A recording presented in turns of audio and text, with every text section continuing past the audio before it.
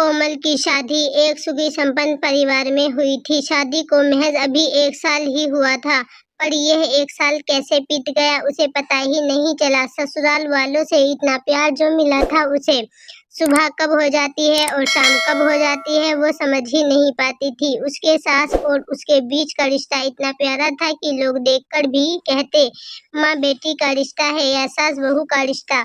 गलती करने पर सास उसे डांट भी देती थी, पर इसका बुरा कोमल को नहीं लगता। उस पर वो सोचती थी, माँ होती तो वह भी तो ऐसा ही करती। दोनों एक दूसरे को बहुत अच्छे से समझते थे। सास के हाथों में भी जादू था। जब अपने हाथों से कभी कभार कोमल को खाना खिलाया करती थी, कोमल की आंखें भर जाती थी। एक बेटी बनकर अपनी सास की सेवा क्या करती थी मन में ख्याल भी कभी न लाती कि वो बहू है।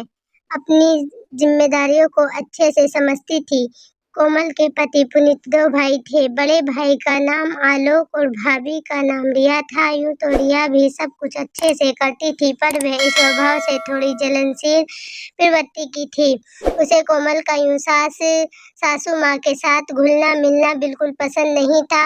वह चाहती थी कि घर में हर तरफ सिर्फ उसकी ही बातें हों, लोग सिर्फ उसकी ही तारीफ करें। क्योंकि कोमल घर में सबसे छोटी थी तो सबका प्यार भी मिलता था। कोमल की सास अपने दोनों बेटों को बहुत प्यार करती थी।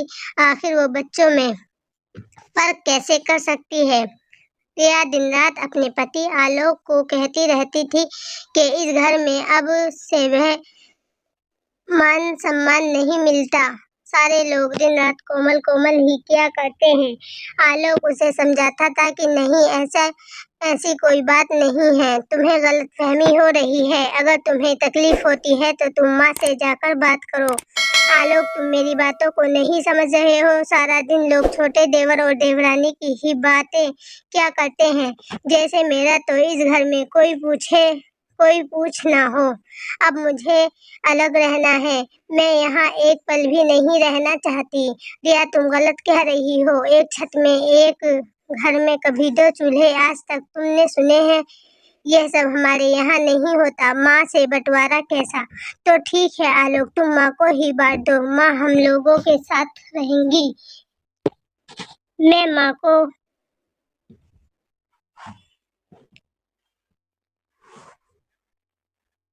मैं माँ को करने के लिए नहीं कह रही हूँ, पर मुझे कोमल के साथ एक पल भी नहीं रहना है। मेरी बातें बुरी लग रही हैं ना, पर कल को देखना माँ सारी जायदाद का वारिस सिर्फ और सिर्फ छोटे देवर और देवरानी को ही बना देंगी।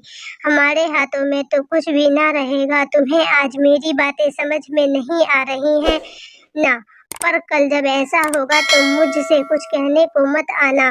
दरवाजे पर खड़ी माँ ये सब कुछ सुन लेती है, पर वो अंदर जाकर आलोक और रिया से कुछ कहती नहीं है। वो चुपचाप आंगन के झूले में जाकर बैठ जाती है। कुछ देर बाद आलोक कमरे से बाहर निकलता है तो देखता है कि माँ के हाथ में चोट लगी हुई है। माँ, ये चोट आपको कैसे लगी? बस बेटा, खिड़की लगा रही थी तो उंगली उसमें पड़ गई और लग गई चोट। बहुत दर्द हो रहा होगा ना माँ? हाँ बेटा, यह तो शरीर का अंग है और शरीर का कोई एक अंग भी अगर दूर होने लगता है तो तकलीफ तो जरूर होती है। पास में खड़ी रिया भी ये सब कुछ देख रही थी। आखिर एक शरीर अपने किसी भी अंग को कैसे काट सकता है? बहुत तकलीफ पहुंचती है। मैं कुछ समझा नहीं माँ।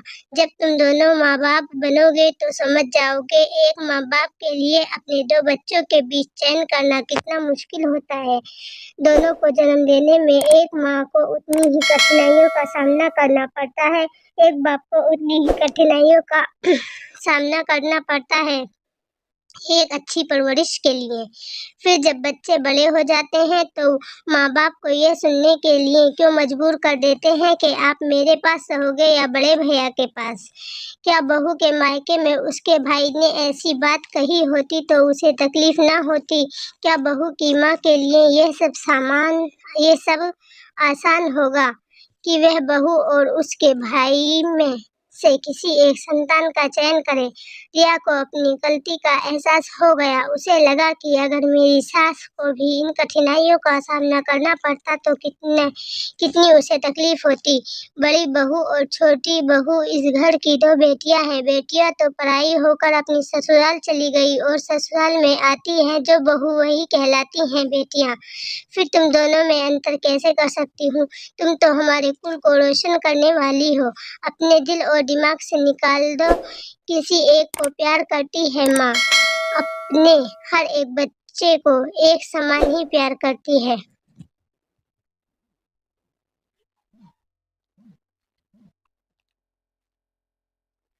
रिया को अपनी गलती का एहसास हो जाता है। वह कोमल को एक छोटी बहन की भांति गले लगा लेती है और अपनी सास से भी वह माफी मांगती है और आगे से कभी ऐसी सोच अपने दिल और दिमाग में नहीं लाएगी और फिर से परिवार खुशहाल हो जाता है। सब एक घर में एक छत के नीचे एक साथ रहते हैं।